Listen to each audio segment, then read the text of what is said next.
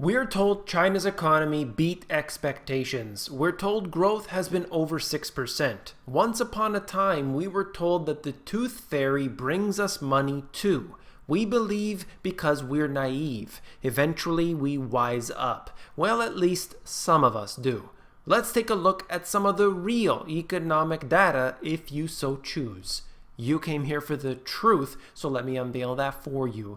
That's what we're going to talk about today, looking at what's happening in China. There are many aspects to this. We're also going to look into the global economy. I'm going to show you what's happening, give you the data directly from the sources. So let's begin by taking a look at this. This is an article out of Bloomberg, and I want to stress the fact that this is unconfirmed. It's not in place yet, but they have been talking about it, and based on what I've seen in all of the other measures, it wouldn't surprise me. China's economic planner is drafting a series of stimulus measures to bolster sales of cars and electronics, according to people that are familiar with the matter. So we don't know yet. However, I wanted to make this video very clear because this is the type of activity we have been seeing, and it's been gearing up towards this. The draft includes subsidies for new energy vehicles, smartphones, and home appliances.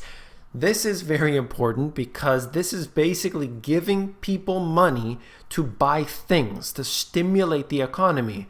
If you tell me that the economy is doing well, how does that then make any sense? You're giving people money to go out there and spend it.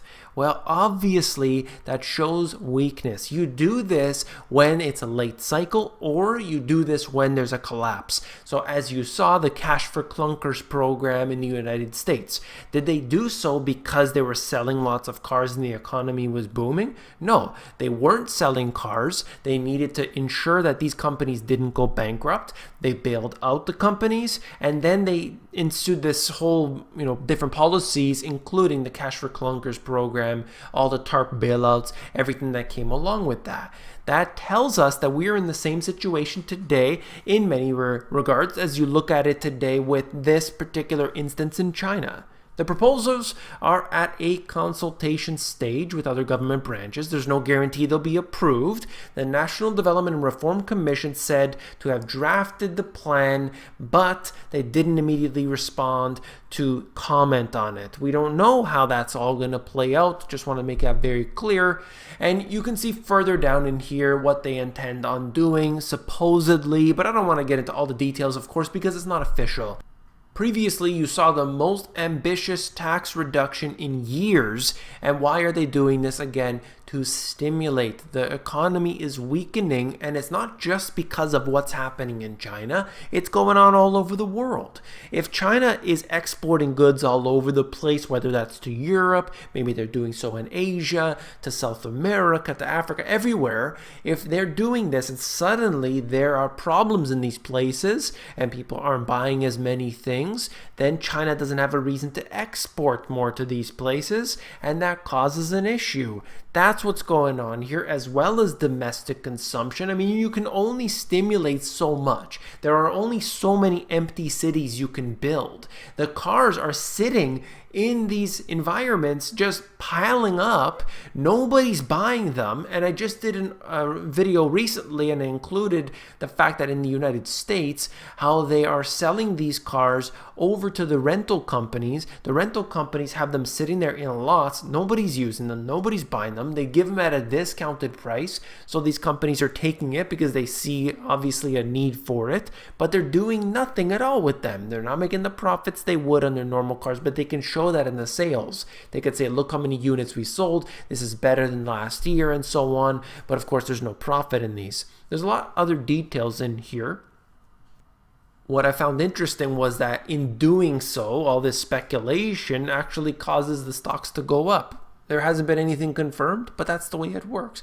Just the thought of it happening. But the reason that this information leaks to the public usually is to give them sort of a little insight onto what could happen if they go ahead with it, and they're able to judge it. They say to themselves, let's put that news out there. Let's see, does the market react positively or negatively? If it's positive, hey, maybe we can go with this. They start, obviously, the chit chat and the news and so on.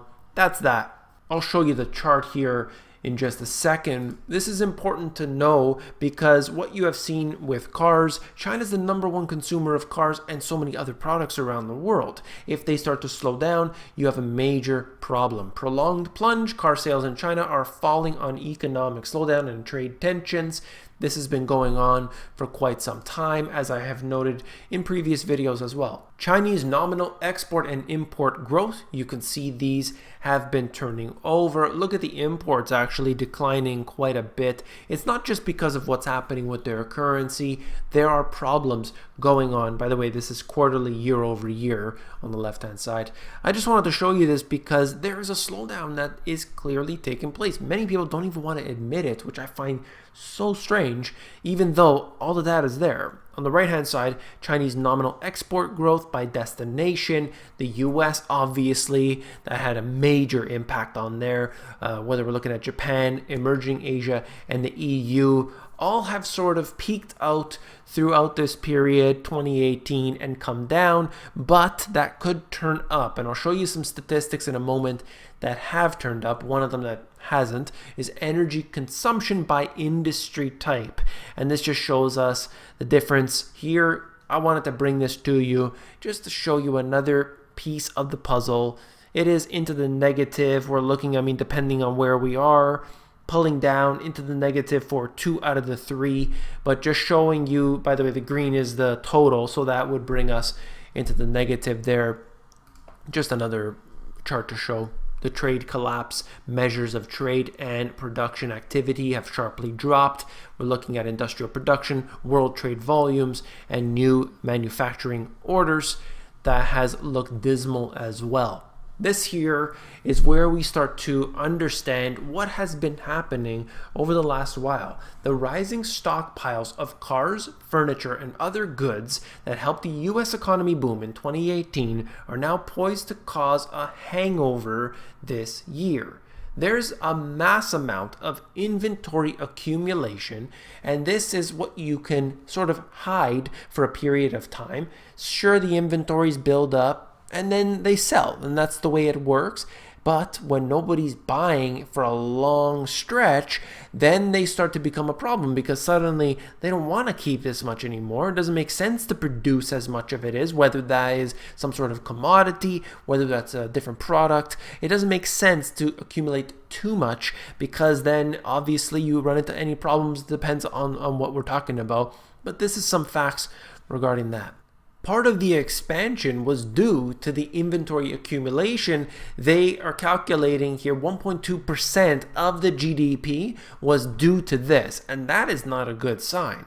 You don't have a strong economy if it's being built up in inventories. Nobody's buying it.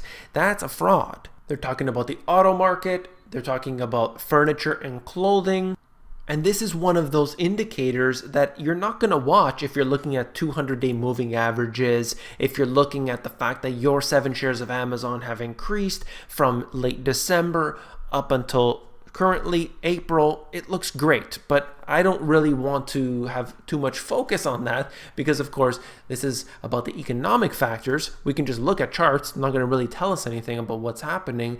This here is important as well. Global trade suffers the biggest collapse since the Great Recession. I thought this was important to cover also because it tells you what's actually going on. A recent collapse in global trade is the worst since the financial crisis and as steep as during the recession of the early 2000s. That's directly from the Dutch government. This information is really being played out for us before our very eyes, and the majority of people are willing to ignore it. Now, this has ticked up in the recent months, so we're looking at the new data as it comes out, but I just wanted to show you specifically that we had seen it come down quite a bit. Wanted to bring that to you.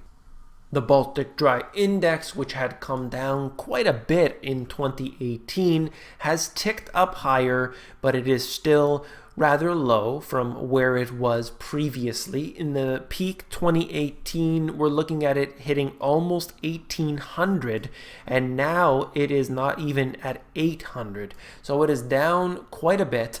But of course, this tends to be volatile. I mean, we've seen this moving around over the years, but I just wanted to show you this because it's one of the better indicators that we have to see what's happening in the global economy. Here's another one. U-turn in trucking.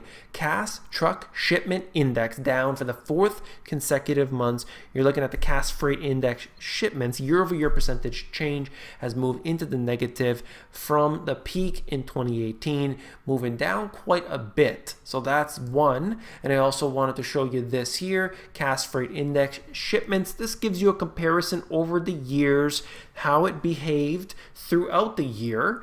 And it just shows us, if you look carefully at these lines, well, it's moving up this part of the year, but it is that trend.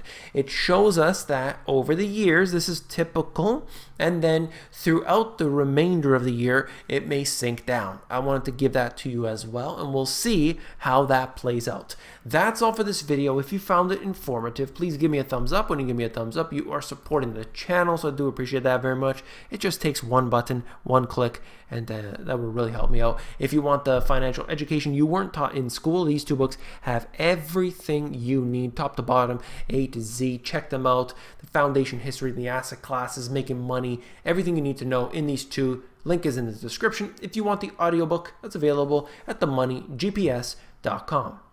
If you want to know about the 6,000 stores that are closing down in the US this year, 2019, click on this video and I will see you there.